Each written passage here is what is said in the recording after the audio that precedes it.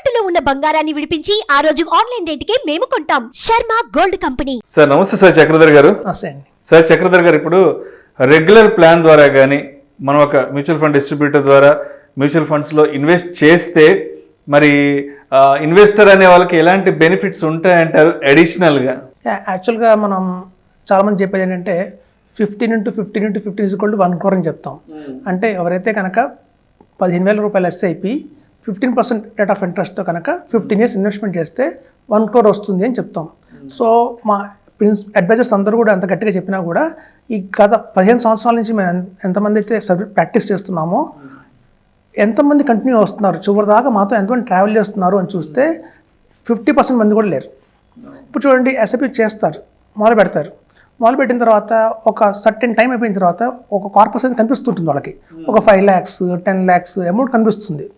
గమనించగానే వెంటనే ఏదైనా అవసరం వస్తే కనుక ఇమీడియట్గా ఒక మెడికల్ ఎక్స్పెన్సెస్ కావచ్చు, ఎమర్జెన్సీ కావచ్చు, లేదంటే ఒక హౌస్ ఆల్రెడీ కొన్న హౌస్కి పెయింటింగ్ కావచ్చు, లేదా ఒక కార్ కొనుక్కుందాం అనుకుంటారు, డౌన్ పేమెంట్ కావచ్చు, ఇట్లా ఎన్ని కారణాలు వస్తుంటాయి. ప్రతి కారణంకి ఏంటంటే వాళ్ళు ఫస్ట్ చూసేది ఏంటంటే మ్యూచువల్ ఫండ్లో మన కార్పస్ రెడీగా ఉంది కదా 5 lakhs మళ్ళీ లోన్ తీసుకోవడం ఎందుకని ఆ రీడింగ్ చేసేస్తారు.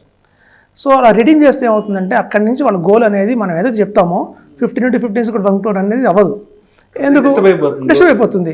సో వాళ్ళ ఉద్దేశం వచ్చినప్పుడు ఒకటా ఉంటుంది, ఆన్ గోయింగ్ ఒక టైమ్ ఆఫ్ 6 years 7 years తర్వాత మంచి ఇప్పుడు మెడికల్ ఎక్స్పెన్సెస్ అంటే మనం చెప్పలేము, అది నిజమే, ఒక జెన్యూన్ రీజనే. ఇప్పుడు ఇందులో రీజన్స్ అన్ని జెన్యూన్ రీజన్సే. కాకపోతే ఏమవుతుందంటే వాళ్ళు అలా ఎప్పుడైతే అక్యుములేట్ అయిన ఫండ్స్ని తీసేస్తారో వాళ్ళకి లాస్ అవుతారు. సో దానికోసంగా మనం ఏం చేస్తున్నామంటే ఒక పర్సనల్ లోన్స్ అనేది వాళ్ళకి మనం ఇస్తున్నాం. సపోజ్ ఇప్పుడు చూడండి 15 × 15 = 15 మనకి 1 crore వస్తుంది. మనం కనుక ఒక 5 lakhs 10 lakhs అక్యుములేట్ అయినప్పుడు ఏ అవసరం వచ్చినా కూడా ఆ అమౌంట్ని తీసేస్తే వాళ్ళు అక్కడి నుంచి 15 years కంటిన్యూ చేయాల్సి వస్తుంది.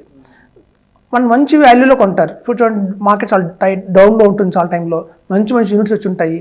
ఆ యూనిట్స్ అన్ని కనుక ఒకవేళ తీసేస్తే మళ్ళీ అలాంటి మార్కెట్ రాదు.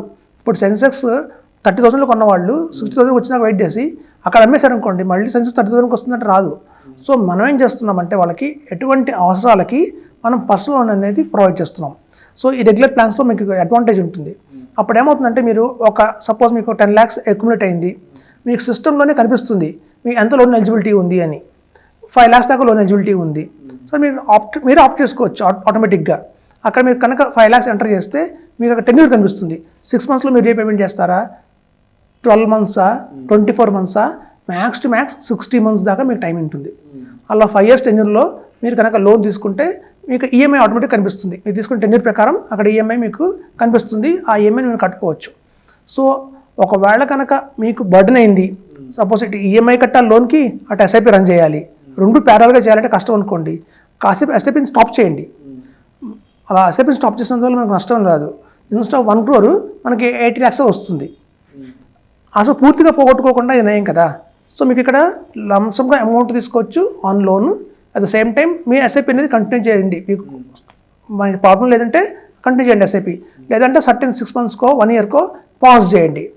సో దానివల్ల ఏమవుతుందంటే మీకు ఈ అమౌంట్ యూనిట్స్ అయితే వాళ్ళు అలాట్ అయినాయో తక్కువ రేట్ ఆఫ్ ఎన్ఏవిలో మీకు మీతోటే ఉంటాయి కాబట్టి మీకు లాంగ్ రన్లో మీకు గోల్ అనేది అచీవ్ అవ్వచ్చు. ఇప్పుడు చూడండి, మేజర్ అదర్ రీజన్ ఏంటి మా దగ్గర విత్డ్రా చేయడానికంటే వెకేషన్స్.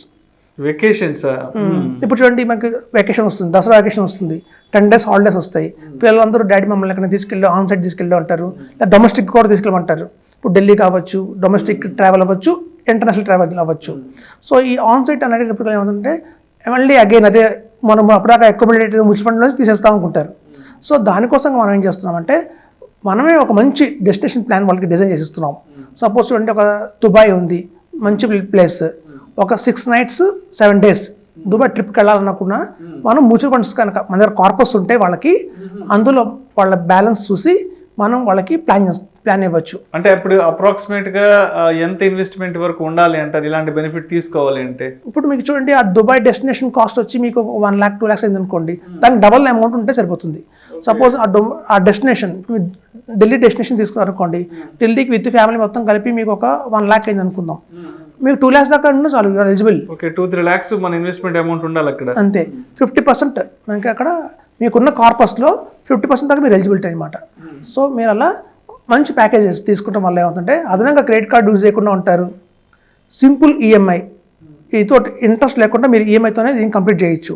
కాబట్టి ఏంటంటే మీకు ఇట్లాంటి ఫెసిలిటీస్ అన్నీ ఉంటాయి. ఇప్పుడు చూడండి, దివాళీ వస్తుంది. దివాళీ అందరూ మంచి ఐఫోన్ కొనుక్కోవాలనుకుంటారు, లేకపోతే ఒక ఫ్రిడ్జ్ మార్చాలి, ఓల్డ్ ఫ్రిడ్జ్ ఉంది, డబుల్ డోర్ ఫ్రిడ్జ్ కావాలి అనుకుంటారు. ఇప్పుడు టీవీ మారుస్తారు, 20 ఇంచెస్ నుంచి 49 ఇంచెస్ 60 ఇంచెస్ టీవీ మార్చాలి. సో ఇట్లాంటి టైంలో కూడా చాలామంది మా మ్యూచువల్ ఫండ్స్ రిడీమ్ చేస్తారు.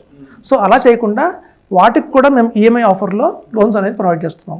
కాబట్టి మీరు వెకేషన్గా వాడుకోవచ్చు, లేదా ఒక పర్సనల్గా మీకు లోన్ కావాలి, ఏదైనా మెడికల్ ఎమర్జెన్సీ కోసమో, లేదా కార్ డౌన్ పేమెంట్ కోసమో, లేదా రినోవేషన్ కోసమో, హౌస్ రినోవేషన్ కోసమో కావాలి అనుకున్నా అలా పర్సనల్ లోన్స్గా తీసుకోవచ్చు అమౌంట్, లేదా వెకేషన్ పరంగా కావాలంటే వెకేషన్ పరంగా తీసుకోవచ్చు లోను, లేదంటే ఏదైనా గ్యాడ్జెట్స్ టీవీ కావచ్చు, ఫ్రిడ్జ్ కావచ్చు, లేదంటే మనకి ఏదైనా ఐఫోన్ కావచ్చు.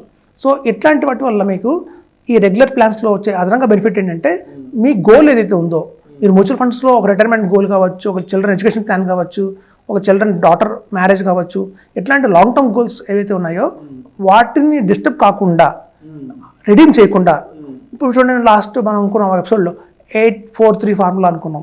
ఫస్ట్ 8 years దాకా మనకి రేట్ రిటర్న్ కనిపించదు, మనం తీసేస్తే మొత్తం మళ్ళీ అక్కడి నుంచి ఇంకో 8 years ఆగాలి మీరు.